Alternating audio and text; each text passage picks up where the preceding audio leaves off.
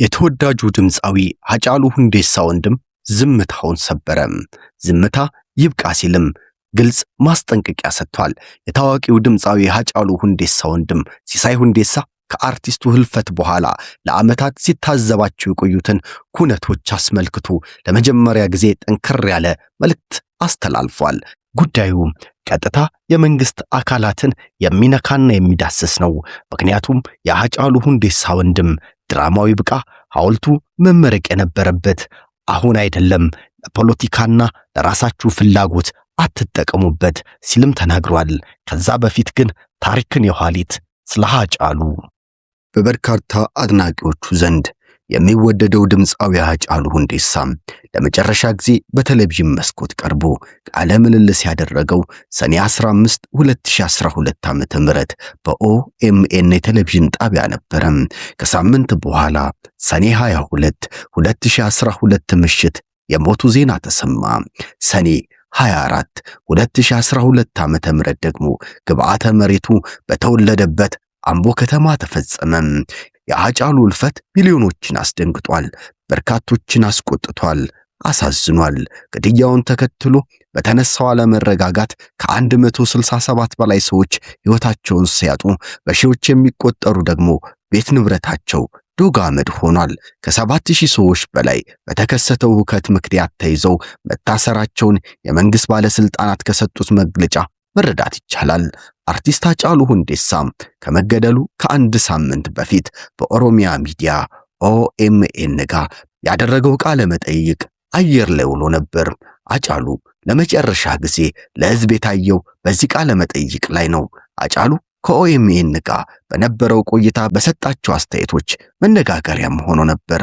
ሃጫሉ ከተገደለ በኋላ በጠቅላይ አቃቤ ሕግ ከተሰጡት መግለጫዎች አንዱ በኦኤም ላይ በተደረገው ቃለ መጠይቅ ድምፃዊው ከሌሎች ማህበረሰቦች ጋር እንዲጋጭ የሚያደርጉ ሌሎች አመለካከቶች እንዲንጸባረቁ በጥያቄው በኩል ተደርጓል ሲል ጠቅላይ አቃቤ ሕግ የተደራጀና ድንበር ተሻጋሪ ወንጀሎች ዳይሬክተር አቶ ፍቃዱ ጸጋ ተናገሩ።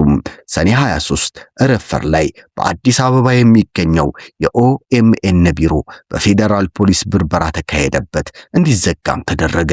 ሃጫሉ ሁንዴሳ ያነጋገረው ጋዜጠኛም ከቆይታ በኋላ በቁጥጥር ስር ዋለ።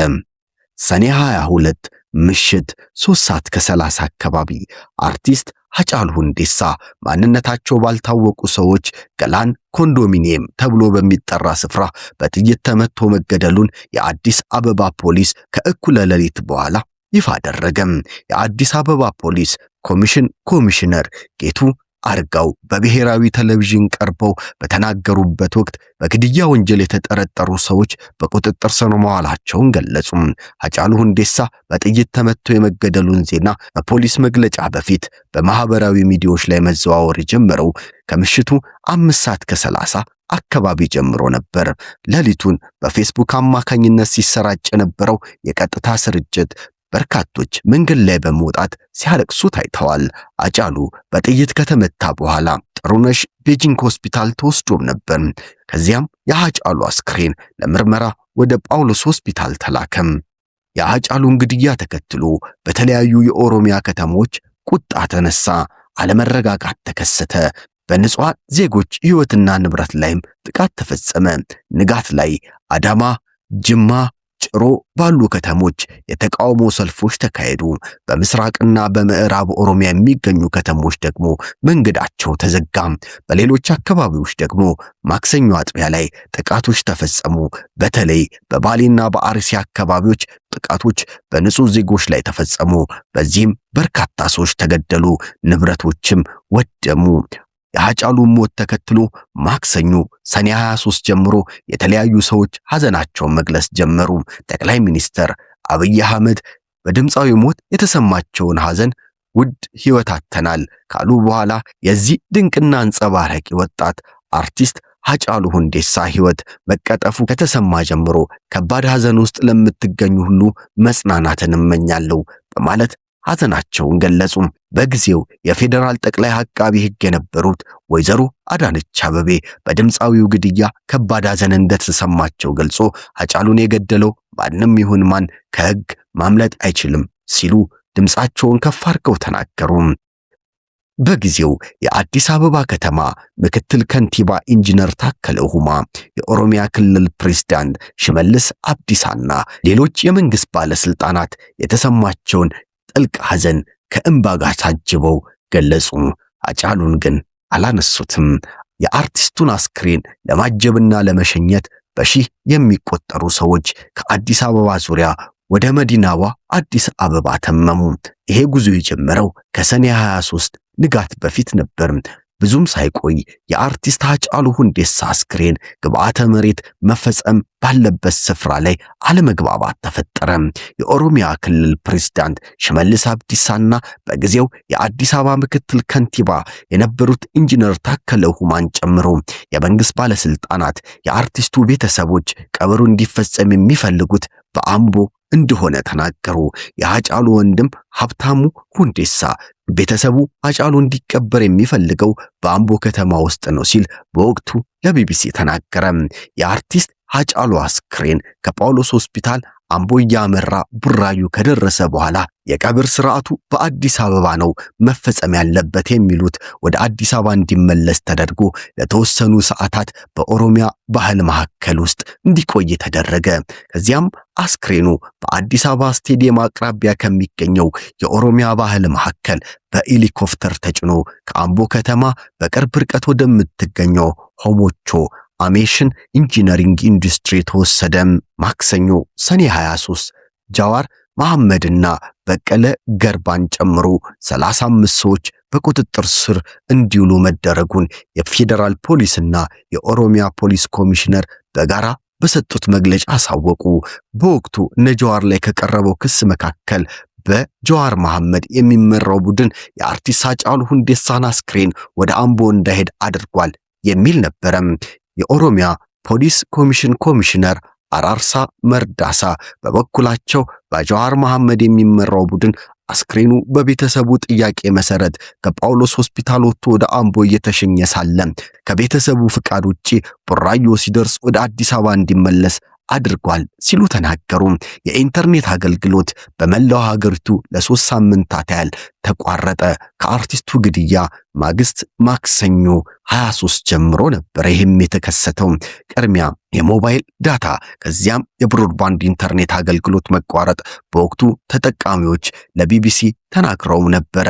ሰኔ 24 የሃጫሉ አስክሬን በአምቦ በደረሰበት ዕለት የቀብር ስነ እስራቱ ከሚፈጸምበት ወቅት ጋር ተያይዞ በተከሰተው ግጭት የሃጫሉ አጎትን ጨምሮ 5 ሰዎች ተገደሉ።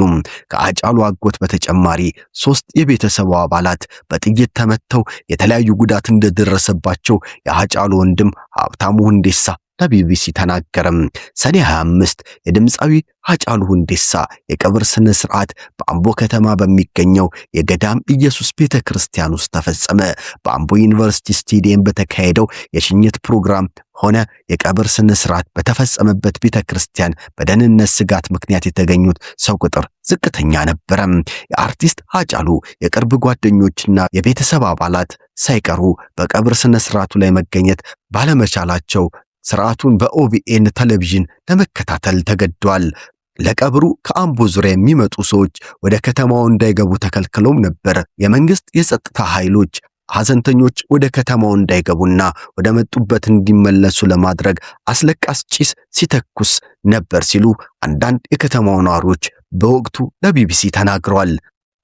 ሐምሌ 3 ከዚህ ቀደም ጠቅላይ አቃቢ ሕግ ወይዘሮ አዳነች አቤቤ በድምፃዊ ሃጫሉ ሁንዴሳ ግድያ ላይ ቀጥተኛ ተሳታፊ ናቸው ብለው በስም የጠቀሷቸውን 3 ግለሰቦች ይፋ አደረጉ። ከነዚህ ግለሰቦች ጥላሁን ያሚ፣ አብዱ አለማየሁ፣ ከበደ ገመቹ የሚባሉ በወቅቱ እንደገለጹት ሃጫሉ ሁንዴሳን በጥይት ተኩሶ በመግደል የተጠረጠሩ ጥላሁን ያሚ የተባለው ግለሰብ ነው ብለው ተናገሩ። የአርቲስት ሃጫሉን ግድያ ተከትሎ የተቃውሞ ሰልፎች የታዩበት በሀገር ውስጥ ብቻ ሳይሆን በአሜሪካ፣ በአውሮፓ፣ በመካከለኛው ምስራቅና በአውስትራሊያም ጭምር ነው። የጠቅላይ ሚኒስትር አብይ አህመድ መንግስት የሚቃወሙና ለአርቲስት ሃጫሉ ሁንዴሳ ፍትህ የሚጠይቁ ሰልፎችም ተካሂደዋል። በሌላ በኩል ለጠቅላይ ሚኒስትሩ ደጋፊዎች የሚገልጹና የሃጫሉን ግድያ ተከትሎ የሚፈጸሙ ጥቃቶችን የሚያወግዙ ሰልፎችም በተለያዩ የውጭ ሀገራቶች እንዲሁ ተከስተው ነበር።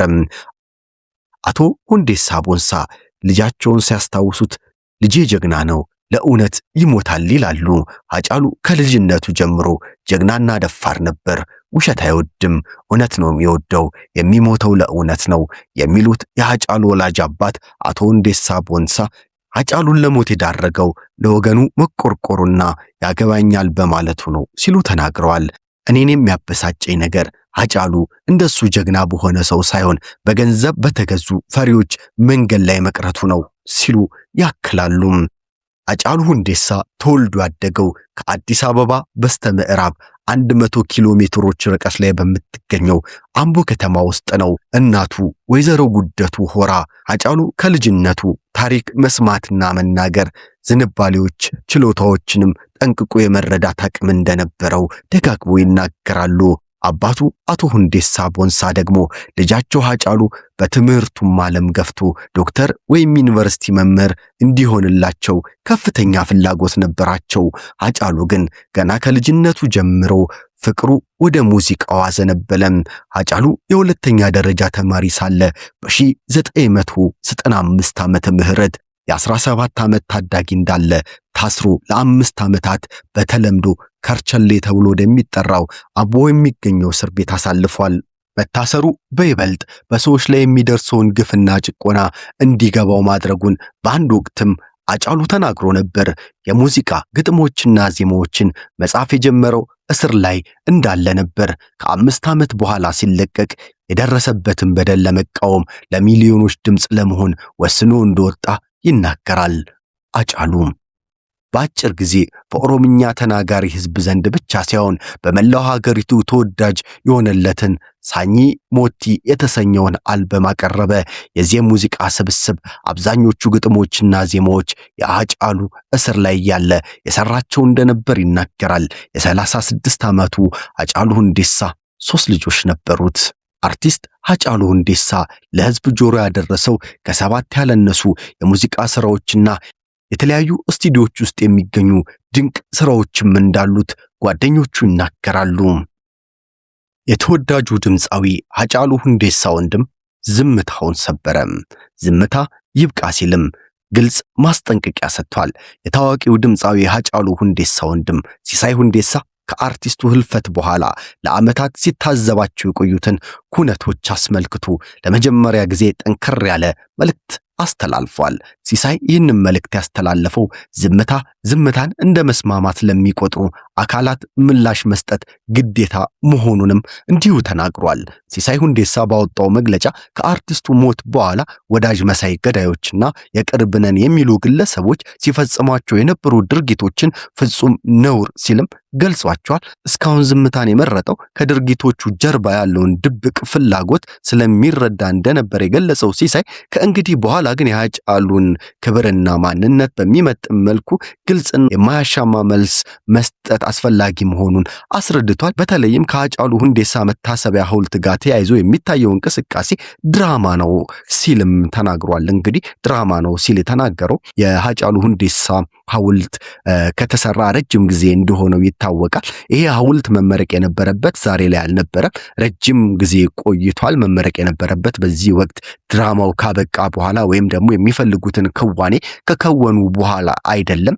ያኔ በትኩስነቱ የሃጫሉ ስም መነሳት በነበረበት የሱ ታሪክና ስራዎች መወሳት በነበሩበት ጊዜ ነበረ መመረቅ የነበረበት። ይህ ሁሉ ነገር ሲከናወን የነበረው ለድራማ ለራሳቸው ድራማ እንዲመቻቸው ነው ሲልም ተናግሯል። ከዚህ በኋላ ግን እነዚህ አይነት ድራማዎች ሊበቁ ይገባል። ስለ ሃጫሉ ሁንዴሳ የምናውቃቸው እያንዳንዱ ታሪኮችና እያንዳንዱ እውነቶች በግልጽና በእውነቱ ተመስርቶ መወራትና መነገር አለባቸው ሲልም እንግዲህ ተደምጧል ማለት ነው። ምክንያቱም ሃጫሉ ራሱን የሰዋው ለእውነት ለታሪክ ነው፣ ለፍትህ ነው፣ ለሰው ልጆች ሰላምና ፍትህ ሲል ነው ራሱን የሰዋው ሲልም እንግዲህ ሲናገር ተሰምቷል። ሲሳይ በመጨረሻም ሃጫሉ በትክክል አውቆ የተረዳው ሰው የሚገባውን ሐውልት በልቦ አንጾ ለፍትህ ብቻ ቀን እንደሚቆጥር ገልጿል።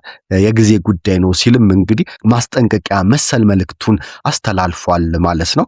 እኛም እንግዲህ ይሄንን ሐሳብ ወደ እናንተ አድርሰናል ማለት ነው። እናንተ የሚሰማችሁን ኮመንት መስጫ ሐሳባችሁን አስተያየታችሁን እንድትሰጡን እንጋብዛለን። ለዛሬ ያዝነውን ጉዳይ በዚያ በቃ። መልካም ጊዜ መልካም ቆይታ ቸር ያሰማን ኢትዮጵያ።